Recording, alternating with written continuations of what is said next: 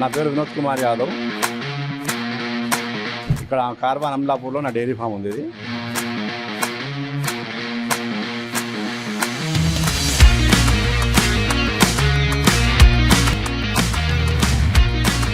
ఇప్పుడు ఇక్కడ పాలని నేను ఇక్కడే అమ్మేస్తాను. మొత్తం 8 బర్రెలతో స్టార్ట్ చేసినాము. తర్వాత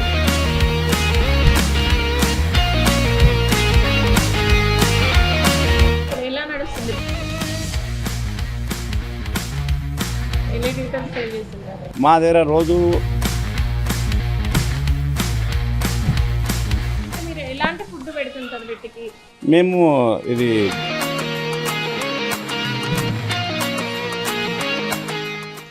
నా పేరు వినోద్ కుమార్ యాదవ్. ఇక్కడ కార్వాన్ అమలాపూర్లో నా డైరీ ఫామ్ ఉంది. ఇది దీన్ని ఇక్కడ మ్యాప్ కాలనీ కూడా అంటారు. బి యాదవ్ డైరీ ఫామ్తోనే నడుస్తున్నది. మేము 35 ఇయర్స్ నుండి డైరీ ఫామ్ నడిపిస్తున్నాం. ఇప్పుడు ఇక్కడ పాలని నేను ఇక్కడే అమ్మేస్తాను. మొత్తము డైలీ డోర్ డెలివరీ కొద్దిగా ఉంటుంది. అంటే ఈ బిజినెస్ స్టార్ట్ చేయడానికి దీనికి కొంత అనుభవం అయితే ఉండాలి సార్. మీకు ఎలాంటి అనుభవం ఉంది? అంటే మీ పేరెంట్స్ ఏమన్నా చేశారా? మా అన్నయ్య ఉండే. నేను 10th క్లాస్ ఉన్నా అప్పుడు మా అన్నయ్య డైరీ ఫామ్ వేసాను 35 ఇయర్స్ బ్యాక్.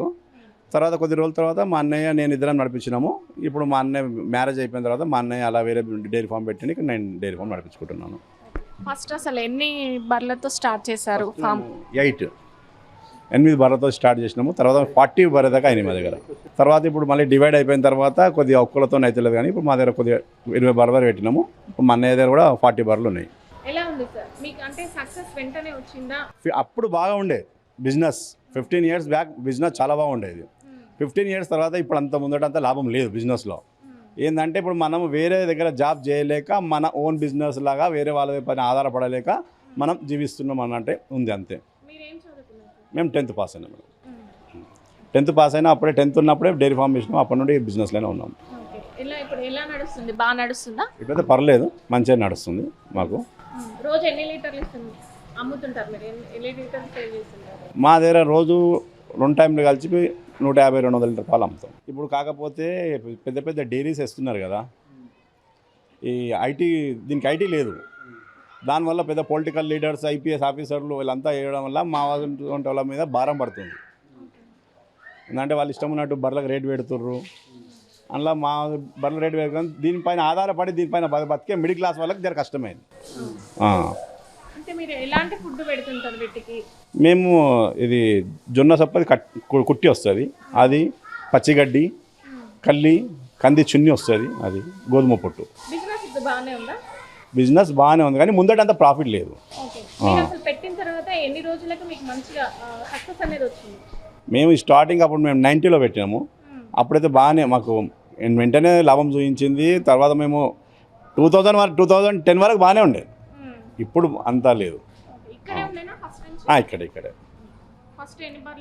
8 నుండి 40 వరకు చేసినాం. ఇప్పుడు మా దగ్గర 16 బర్రెలు ఉన్నాయి.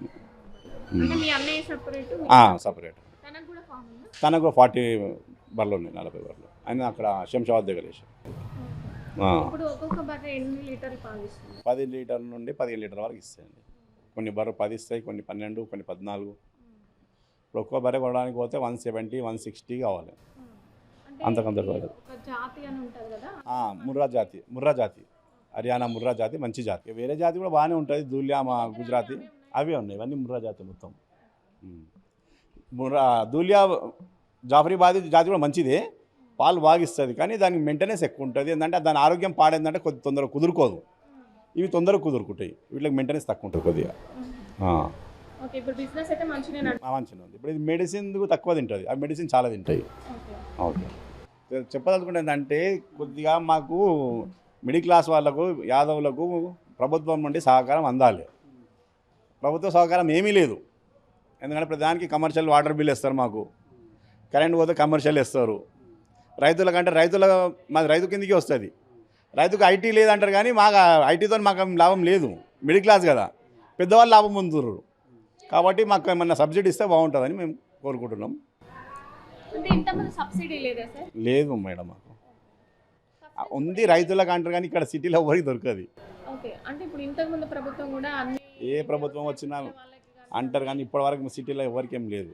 వాళ్ళు పెద్ద పెద్ద కమర్షియల్ వాళ్ళు ఉన్న వాళ్ళే పై ఆఫీసర్లతో కలుపుకొని వాళ్ళు లోన్ తీసుకుంటారు అని చేసుకుంటారు కానీ ఇక్కడ చిన్న బిజినెస్ మిడిల్ క్లాస్ వాళ్ళకి లేదు. ఇప్పుడు దీని మీద ఏం లోన్ కూడా లేదు. ఏం లేదు. ఓన్ బిజినెస్, ఓన్ అమౌంట్ పెట్టి చేసుకో. వినోద్ కుమార్ గారు గత 35 సంవత్సరాల నుంచి ఈ వృత్తిలోనే కొనసాగుతున్నారు. కానీ ప్రభుత్వం నుంచి అతనికి ఎలాంటి సహాయం అయితే అందలేదు.